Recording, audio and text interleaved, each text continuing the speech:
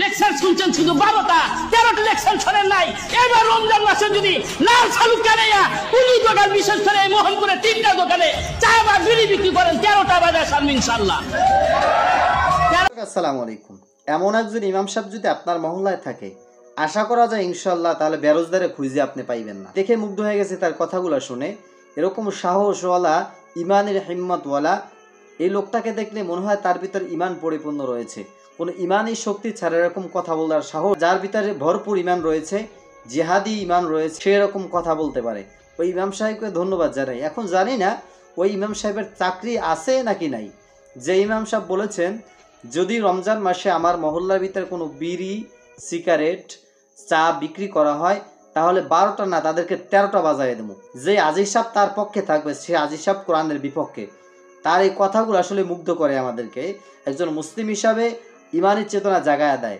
আপনারা আমি মুসলমান দাবি করি, অথচ ওপেনলি বিড়ি, সিগারেট, বিভিন্ন প্রকার দ্রব্য পান করতেছি।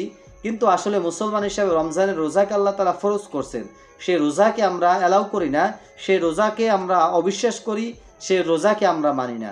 যদি আমরা মানতাম তাহলে ওপেনলি কখনো এই কাজগুলো করতে পারি না। আপনি শহরের ভিতরে দেখবেন যে রমজান মাস আসলে হিন্দুরা পর্যন্ত রোজাকে সমর্থন করে, হিন্দুরা পর্যন্ত, অমুসলিমরা পর্যন্ত রোজাকে মহাব্বত করে, ভালোবাসে। এজন্য তাদের হোটেলগুলিতে, হিন্দুদের হোটেলগুলিতে তারা বিভিন্ন প্রকার পর্দা ব্যবহার করে, পর্দার ভিতরে বসে তারা হিন্দুদের খাওয়ায় এবং ওখানে লেখা থাকে হিন্দু হোটেল। আচ্ছা বলেন তো, ওই জায়গার ভিতরে যদি কোনো মুসলমান যায়, আসলে কি সে মুসলমান নাকি হিন্দু? আপনাদের কাছে প্রশ্ন রেখে দিলাম, আপনারাই উত্তর দিন। কোনো মুসলমান রমজান মাসে রমজানের রোজাকে বাদ দিয়া খানা খায়, আসলে সে খানা খায় না, সে ডাইরেক্টলি পায়খানা খায়। এজন্য আপনি সচেতন হন, ভিডিওটা শেয়ার করে দেন। এরকম হিম্মতওয়ালা ইমাম দরকার, এরকম হিম্মতওয়ালা ব্যক্তি দরকার।